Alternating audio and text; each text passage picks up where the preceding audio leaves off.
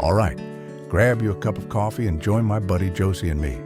Today, we are looking at Proverbs 3. Here we go. My son, do not forget my teaching, but let your heart keep my commandments. For length of days and years of life, and peace they will add to you. Let not steadfast love and faithfulness forsake you. Bind them around your neck. Write them on the tablet of your heart, so you will find favor and good success in the sight of God and man. Trust in the Lord with all your heart, and do not lean on your own understanding. In all your ways acknowledge him, and he will make straight your paths. Be not wise in your own eyes. Fear the Lord and turn away from evil. It will be healing to your flesh and refreshment to your bones. Honor the Lord with your wealth and with the first fruits of all your produce. Then your barns will be filled with plenty, and your vats will be bursting with wine. My son, do not despise the Lord's discipline, or be weary of his reproof. For the Lord reproves him whom he loves, as a father the son in whom he delights. Blessed is the one who finds wisdom, and the one who gets understanding. For the gain from her is better than gain from silver, and her profit better than gold. She is more precious than jewels, and nothing you desire can compare with her. Long life is in her right hand. In her left hand are riches and honor. Her ways are ways of pleasantness, and all her paths are peace. She is a tree of life to those who lay hold of her. Those who hold her fast are called blessed. The Lord by wisdom founded the earth. By understanding he established the heavens. By his knowledge the deeps broke open, and the clouds dropped down the dew. My son, do not lose sight of these. Keep sound wisdom and discretion, and they will be life for your soul and adornment for your neck. Then you will walk on your way securely, and your foot will not stumble. If you lie down, you will not be afraid. When you lie down, your sleep will be sweet. Do not be afraid of sudden terror, or of the ruin of the wicked when it comes. For the Lord will be your confidence, and will keep your foot from being caught. Do not withhold good from those to whom it is due. When it is in your power to do it, do not say to your neighbor, "Go and come again. Tomorrow I will give it."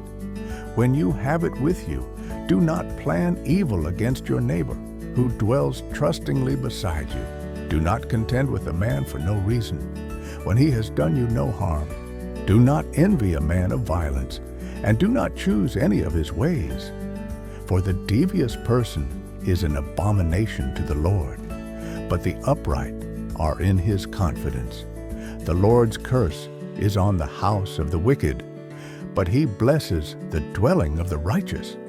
Toward the scorners he is scornful, but to the humble he gives favor. The wise will inherit honor, but fools get disgrace. All right now, that's the word. Proverbs chapter 3. Now, Josie, how about let's just walk through it slow and let it talk back at us. I'm ready, buddy. Let me top off your cup here real quick. Looking forward to the Lord speaking to us today. All right. Thank you, sir. Okay, let's dig in. Verses 1 and 2. My son, do not forget my teaching, but let your heart keep my commandments. For length of days and years of life and peace they will add to you. I remember when I was young, I thought peace came from having no trouble. Now I see it's about walking steady, even when trouble's knocking. Ooh, that's true. Peace ain't the absence of storms, it's knowing who's in the boat with you. And I tell you, I always hear a father's voice in that opening, and not just Solomon's voice neither, but the Father of us all. And you notice it ain't just about memorizing. He says, let your heart keep it. That's different than just carrying it in your head. Uh-huh. I've met a lot of folks who could quote scripture but couldn't live it. Oof, say that again. God's commandments are like guardrails, not just rules. They're meant to protect you and give you peace. That second verse promises years of life and peace. That ain't just time, it's quality of time. And let me tell you, peace don't come easy in this noisy world. It's a rare kind of wealth. Verses 3 and 4. Let not steadfast love and faithfulness forsake you. Write them on the tablet of your heart. Now that right there, that's what I hope folks say about me when I'm gone. He was faithful.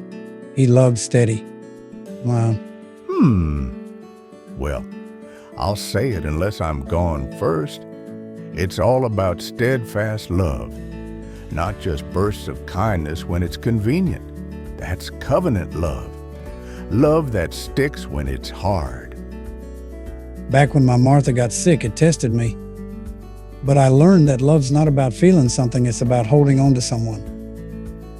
Those kind of happenings are why he says to write it on the tablet of your heart, not in ink, but in blood, sweat, and obedience. I carved a lot of names into barn wood in my day, but love and faithfulness, those got to be etched deep in your soul, not just scribbled. That's covenant talk, not feelings, but faithfulness. That's love that holds its ground. Okay. Verses 5 and 6. Trust in the Lord with all your heart, and do not lean on your own understanding. Now here's the heart of the whole chapter, maybe the whole book. I've had to come back to that more times than I can count, especially when things didn't make sense. Every man's got to choose, either lean on the Lord or lean on your own sense, and one of those will give way unto you. And it's usually mine that does. I leaned on my own plans once, career, retirement, the whole thing. Then life flipped it upside down. That's when I learned what it meant to trust. And when you do, He makes your path straight. Doesn't mean easy, but it means clear. That's a different kind of gift. You remember when I lost the farm in '82? I do. I was torn up for you, brother. I leaned on what I thought I understood, but it was only when I let go of the wheel that God showed me a straighter path. And I've watched you follow that path. Let's look at verses 7 and 8. Be not wise in your own eyes. Fear the Lord and turn away from evil. It will be healing to your flesh and refreshment to your bone. Boy, I used to think I knew everything at 20, and at 30 I was sure of it, but now I'm 78 and I feel like I'm just starting to get some sense. Wisdom's like that, ain't it? It humbles you before it crowns you. Fearing the Lord means admitting you don't have it all figured out. And turning from evil, that's not just sin like folks think it's anything that draws you away from the path.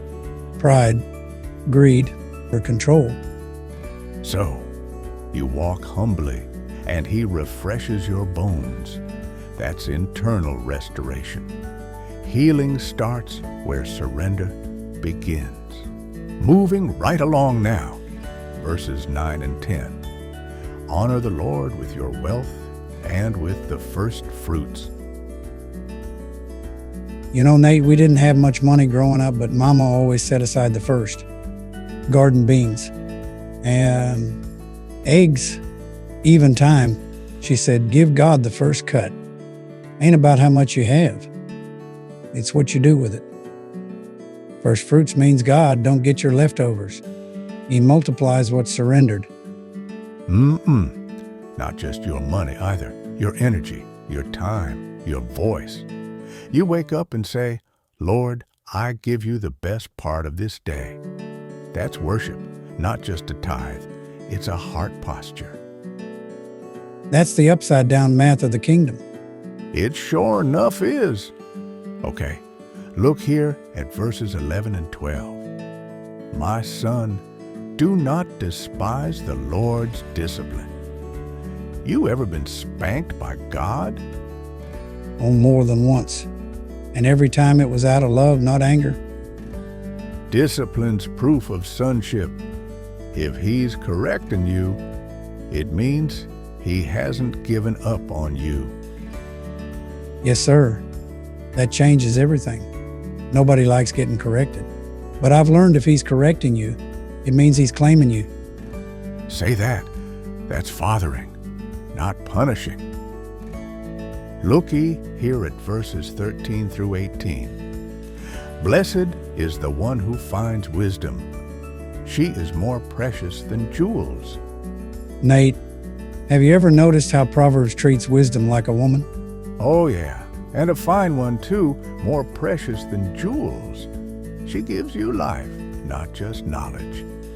When I was a young man, I chased every opportunity that scampered out of the bushes. Now, I chase wisdom, and she don't come cheap. Oh yeah, but she'll hold you up when the rest of the world folds. Let's look at verses 19 and 20. The Lord by wisdom founded the earth. Wisdom isn't man-made.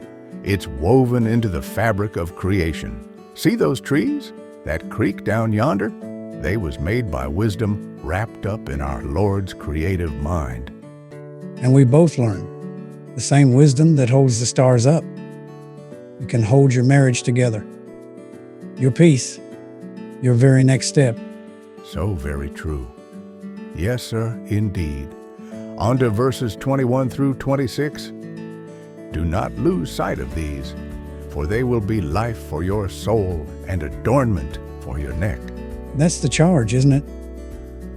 Don't lose sight. Keep your eyes fixed on them. I sleep good at night, Nate, not 'cause there ain't no danger, but because I know who's watching over me. I don't wear much jewelry, Nate, but I do hope wisdom's hanging on me like a good pair of suspenders. Yeah, keep you upright, keep you together. All right now, check out verses 27 to 30. Do not withhold good. Do not plan evil against your neighbor. I always tell folks, if you can help, do help. Don't wait for a sign. You have the sign. That's how we build community, one good deed at a time. And most every day there is an opportunity, if we just keep our eyes off ourselves and listen to what's happening around us. And don't pick fights. Some folks live offended. They even drive offended. That's a poison you drink hoping someone else gets sick. Okay now, we finish with verses 31 through 35. Do not envy a man of violence. We live in a world that celebrates the wrong heroes, the pushy, the loud, the ones with power. I'd rather be in a quiet cabin with peace than a palace full of strife. Yes, sir. The wise will inherit honor. And that's the kind that doesn't rust. That's a legacy the moths can't eat and the market can't crash. That was Proverbs 3, friend. Still got new things to say, even after all these years. And I still need to hear it. Probably always will.